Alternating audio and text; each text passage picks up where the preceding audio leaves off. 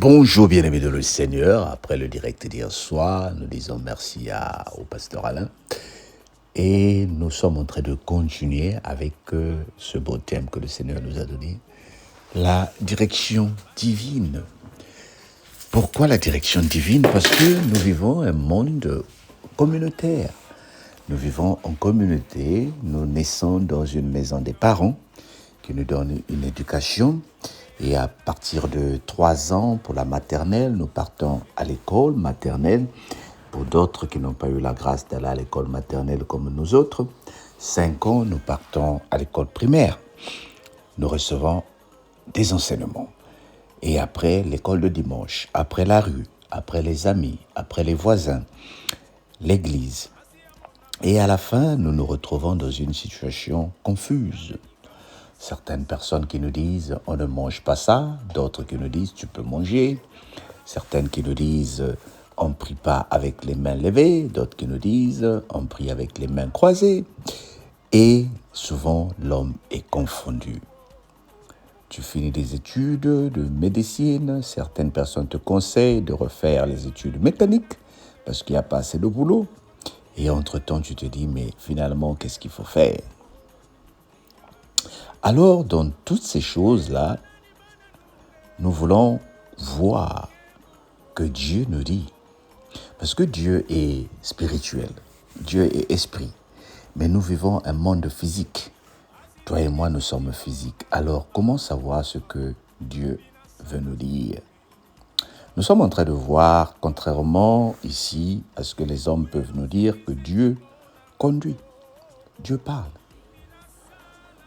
Nous voyons dans le livre de Joseph, par exemple, le livre de Genèse, par exemple, au chapitre 37, Joseph est vendu par ses frères qui n'ont pas compris sa direction, qui n'ont pas compris la mission que Dieu lui avait donnée. Ça, c'est l'Ancien Testament. Mais j'aimerais aussi t'inviter à prendre Jean 8, verset 28. Nous prenons ensemble Jean 8, verset 28, parce que nous voulons comprendre cette direction que le Seigneur est en train de nous donner. Qu'est-ce que le Seigneur veut que toi et moi nous réalisons en cette année? Qu'est-ce que le Seigneur veut que toi et moi nous comprenions? Alors nous prenons Jean 8, verset 28. Jean 8, verset 28, que nous dit la parole. Jésus leur dit donc, « Quand vous aurez élevé le Fils de l'homme, alors vous connaîtrez ce que je suis, et que je ne fais de rien de moi-même, mais que je parle selon ce que le Père m'a enseigné. » Jean 8, verset 28. « Quand vous aurez élevé le Fils de l'homme, alors vous connaîtrez que je suis, vous connaîtrez ce que je suis, et je ne fais rien de moi-même, mais que je parle selon ce que le Père m'a enseigné. » Jésus a reçu des enseignements. Il a reçu une mission pour venir sur terre. Et dans cette mission-là, il a rencontré les disciples, comme nous avons appris hier. Il en a eu beaucoup. Au départ, ce sont 12. Après 12, ce sont partis. Et parmi les 12, il y a eu un qui l'a trahi, qui n'a pas compris la mission du Seigneur, qui s'est focalisé sur l'argent.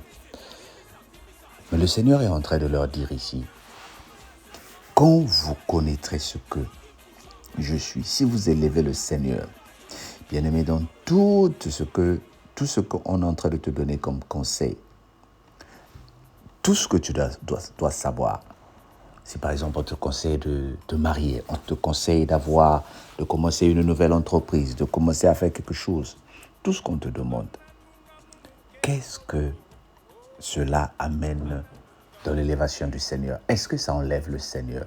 Est-ce que ça élève le Seigneur, pardon? Est-ce que le Seigneur prend la place dans ton mariage? Est-ce que le Seigneur prend la place dans ce que tu veux commencer à faire? Comment alors discerner la guidance de Dieu à la direction divine? Le discernement de la guidance de Dieu est un processus essentiel qui s'appuie sur des principes bibliques et des signes concrets. Je reprends encore. Le discernement de la guidance de Dieu est un processus essentiel qui s'appuie sur des principes bibliques et des signes concrets. Alors nous allons voir des points que nous allons développer cette semaine. Aujourd'hui, nous allons voir la guidance de Dieu doit se conformer à la parole de Dieu. Dieu ne se contredit jamais. Sa parole est une direction qui s'oppose à l'enseignement humain. Une direction qui s'oppose à l'enseignement biblique n'est pas de Dieu. C'est simple. Quelqu'un te dit de faire ceci. Si c'est contrairement aux principes bibliques, ce n'est pas de Dieu. C'est simple. Quelqu'un te dit à vouloir imiter quelque chose, à vouloir faire comme lui. Viens, nous allons faire ceci. Nous allons nous mettre dans un secte. Nous allons nous mettre ensemble en train de faire ceci. Viens, nous allons passer une nuit ensemble. Tu es marié, je suis marié, nous allons passer une nuit ensemble pour que le Seigneur nous parle. Si c'est contraire à la volonté de Dieu, elle n'est pas de Dieu. Ce n'est pas une direction de Dieu. Triche, ment, vole. Quand quelqu'un t'appelle pour commencer à te dire que les problèmes que tu vis, c'est un tel qui fait ça, ce n'est pas de Dieu. Montre-moi un verset biblique où on a prophétisé que la cause de ton problème, c'est ta tante. Aujourd'hui, beaucoup de personnes sont rentrées dans des problèmes parce qu'ils veulent qu'on leur dise qui est à l'origine de ma maladie. Pourquoi mon fils, pourquoi ma fille est malade? Et lorsqu'on commence à te dire, regarde les disciples. Les disciples sont en train de demander ici, Père, qui a commis le péché pour que cette fille soit malade? Est-ce ses parents? Est-ce quelqu'un? Le Seigneur dit, ce n'est ni ses parents, ni elle-même, mais c'est pour la gloire de Dieu. Qui a commis les péchés? Les disciples sont en train de demander pour que cette personne soit malade.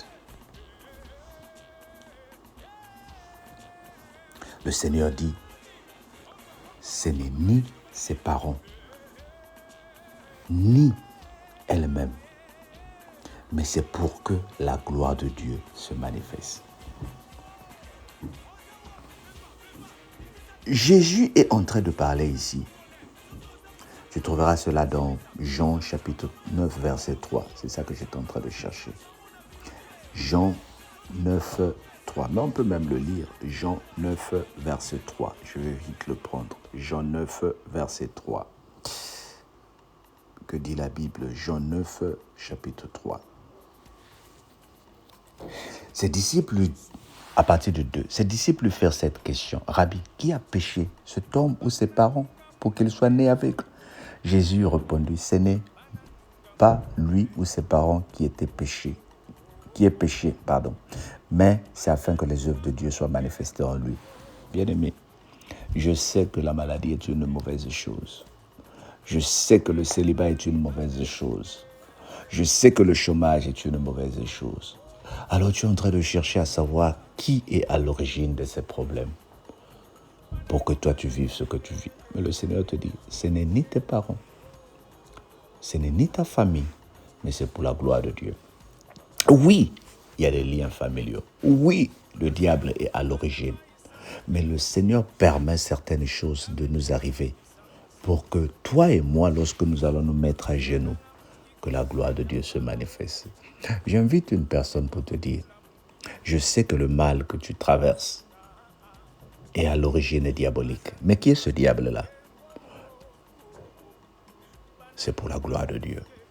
Ce diable-là, comme nous sommes en train de le faire tomber cette semaine, va tomber pour que toi tu témoignes la gloire de Dieu. Que le Seigneur te bénisse. Amen. Père éternel, libère-nous.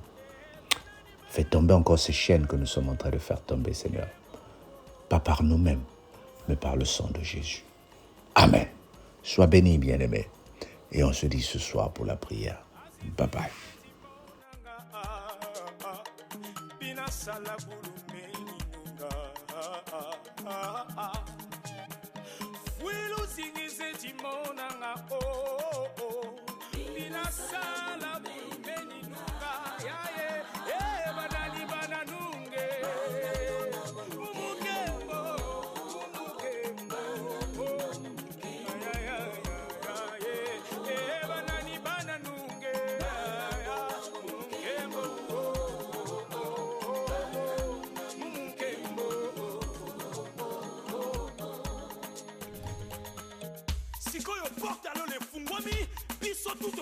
Pepa mshwana yo pepa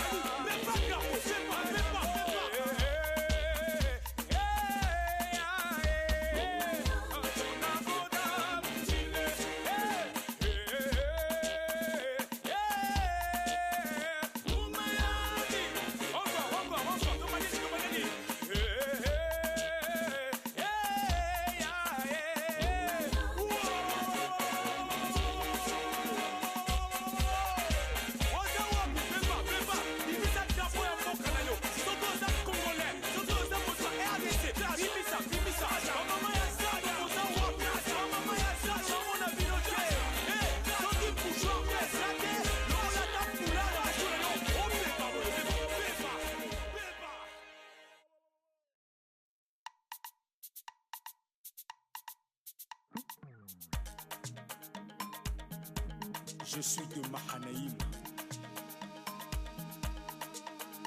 Bananunga mumunkembo oh oh oh. Bananunga mumunkembo oh oh oh. Bananunga mumunkembo oh oh.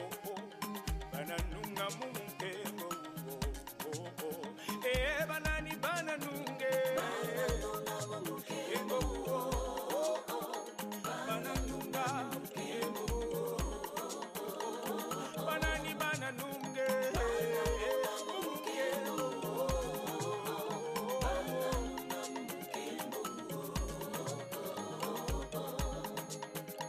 Asi amona bana ba isa